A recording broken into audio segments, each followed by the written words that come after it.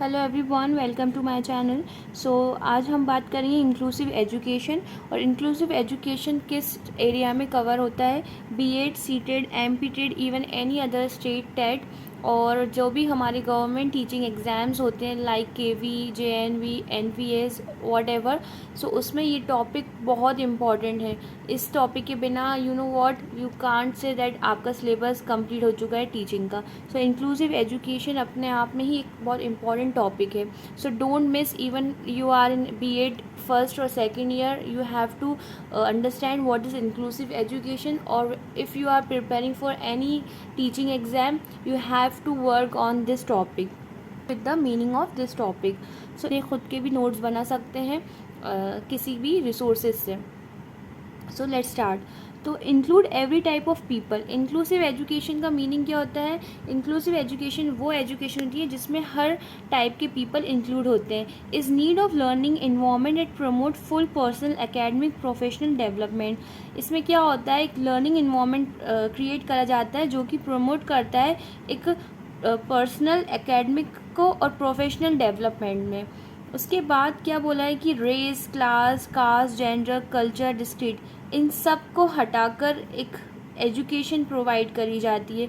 Weather you are from different caste, it doesn't matter you are a male, female और third gender, आप किस culture से belong करते हैं, किस कास्ट से बिलोंग करते हैं, क्या रेस है आपकी, if you are belong from a middle class, upper class, rich family, it doesn't matter. So inclusive education में हर तरीके के people include होते हैं। Now E F A education for all. E F A का full form क्या है? Education for all. और ये जो है एक्ट 2009 में आया था। You have to learn this 2009, education for all. Now aim and objects. इसके एम और ऑब्जेक्ट्स क्या हैं? आइडेंटिफिकेशन ऑफ स्किल्स, बच्चे की जो स्किल्स हैं उसको आइडेंटिफाई करना। Development of social consciousness, students who have mild disability. You know what, some students have a mild disability. So उनके उनके अंदर जो एक सोशल होने का एक फियर होता है कि वो किसी के साथ बैठ नहीं सकते, बात नहीं कर सकते, उसको रिड्यूस करना और एक सोशल कॉन्शियसनेस डेवलप करना। Third is prepare for new challenges. इस इंक्लूसिव एजुकेशन में स्टूडेंट को प्रिपेयर करा जाता है for new challenges. Inclusive education काफ़ी ज़्यादा वर्क करती है करिकुलर नॉन करिकुलर डेवलपमेंट में। इसमें नई नई एक्टिविटीज़ को जनरेट करा जाता है, नए नए चेंजेस लाए जाते हैं सिलेबस के अंदर। नाउ हु कम्स अंडर आई का मीनिंग है इंक्लूसिव एजुकेशन। अब हम ये पढ़ेंगे कि इंक्लूसिव एजुकेशन के अंदर कौन कौन आता है। To remote and tribal area children. तो जो रिमोट और ट्राइबल एरिया के जो चिल्ड्रेंस होते हैं वो इंक्लूसिव एजुकेशन के अंदर आते हैं। वर्किंग चिल्ड्रेन, कोई भी जो चिल्ड्रेन है वो वर्क कर रहा है, सपोज ही और she have to give support to their families, और वो वर्क करता है बच्चा, तो वो भी इंक्लूसिव एजुकेशन के अंदर आता है। Children with disability, for example dyslexia, dyscalculia, dysphasia, ये सब जो डिसेबिलिटीज़ होती हैं अगर चिल्ड्रेन के अंदर हैं वो भी इंक्लूसिव एजुकेशन के अंदर आते हैं। Street living children, urban area में जो बच्चे स्ट्रीट लिविंग हैं, उनके जो स्ट्रीट साइड जो घर हैं या स्ट्रीट पे रहते हैं वो भी इंक्लूसिव एजुकेशन के अंदर आते हैं। Now migrant, one city to another. Suppose I am from MP, if I move to UP और राजस्थान, तो मैं माइग्रेंट स्टूडेंट कहलाऊँगी, तो मैं भी इंक्लूसिव एजुकेशन के अंदर आती हूँ। Sixth is HIV, AIDS, cancer और other chronic diseases. even who have these type of diseases, they also come under inclusive education. आप डिनाई नहीं कर सकते ऐसे लोगों को एडमिशन ना लेने के लिए। And female students of different circumstances, female students जो डिफरेंट सर्कमटेंसेज में हैं वो भी इंक्लूसिव एजुकेशन के अंदर आती हैं, जैसे कि सम आर मैरिड और सम आर डिवोर्सी, विडो, और कोई भी जो वर्क कर रही हैं वो भी इवन इसमें इंक्लूसिव एजुकेशन में आती हैं।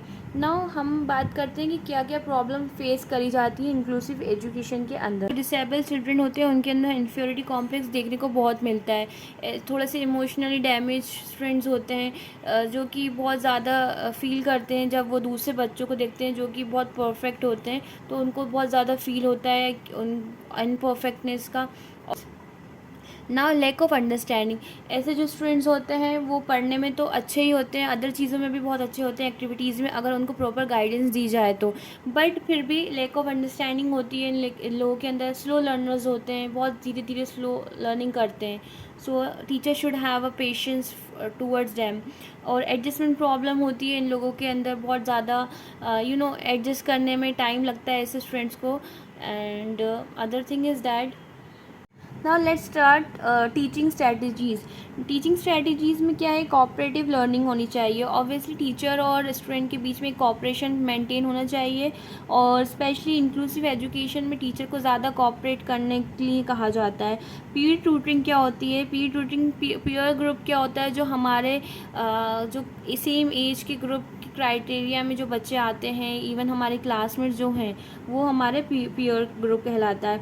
तो पीयर ट्यूटरिंग में क्या होता है, जब टीचर एक दूसरे को एक वर्क देती है, एक ग्रुप देती है, एक टास्क देती है प्रोजेक्ट और असाइनमेंट के थ्रू, तो एक दूसरे के अंदर कोऑपरेशन और हेल्पिंग नेचर डेवलप होता है, and this will help you long term basis.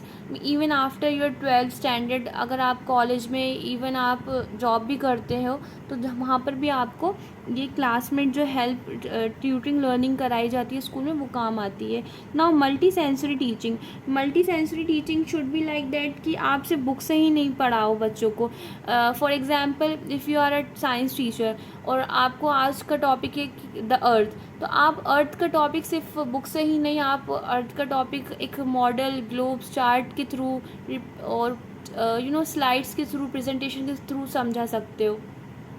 All sense of organs should be active, all sense of organs should be active होना चाहिए। ऐसे नहीं है कि कोई बच्चा आपसे बात करने के लिए बोल रहा है और आप सुनने के लिए तैयार ही नहीं हो, या फिर आप टीच कर रहे हो, आप टीच करते करते कहीं और किसी वर्ल्ड में जाके खो गए हो, और स्टूडेंट्स कैन डू एनीथिंग, उनको जो करना है। और डिफरेंट एक्टिविटीज़ कंडक्ट कराना चाहिए क्लास में, and it is also mention in curricular कि आप जो एक्टिविटीज़ होती हैं, क्लास एक्टिविटीज़, वो बहुत इंपॉर्टेंट होती हैं, इवन उसके मार्क्स भी देना चाहिए। जस्ट लाइक ऐसे quiz competition, group discussion, class को थोड़ा सा क्या है फ़न वे में भी पढ़ाना चाहिए। इससे क्या होता है, स्टूडेंट्स के अंदर जो स्ट्रेस होता है एजुकेशन को लेकर, थियोरेटिकल स्ट्रेस होता है, वो कम हो सकता है। ओके, सो करिकुलम ऑनगोइंग डायनामिक प्रोसेस होना चाहिए, काइनेस्थेटिक लर्निंग और कोलैबोरेटिव लर्निंग होनी चाहिए, स्टेप बाय स्टेप्स होनी चाहिए लर्निंग, और हम न्यू अप्रोच को वेलकम कर सकें, इस तरह की लर्निंग होनी चाहिए। ऐसा ना हो कि स्टूडेंट्स को प्रॉब्लम हो न्यू करिकुलम, न्यू सिलेबस जब आता है तो। एंड 35 to 4 पर टीचर्स होनी चाहिए।